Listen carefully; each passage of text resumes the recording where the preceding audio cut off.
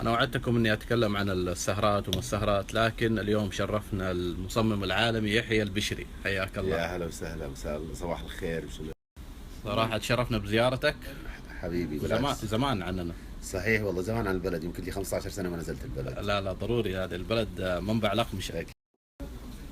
أنا تكلمت قبل فترة، قلت إنه لازم الواحد لما يكون مصمم ينزل ويشوف الأقمشة بنفسه، ما ينفع بالكتالوجات، صح؟ فإيش رأيك في الناحية هذه؟ والله بطبيعة الحال إذا ما تعرف القماش، ما تمسكه، ما تعرف خصائصه، ما راح يبين لك على كتالوج ولا حيبين لك على مسطرة. طيب إيش آخر الموضة؟ في شيء جديد نازل خصوصا في أقمشة السارة؟ والله في أشياء جديدة وفي خامات جديدة.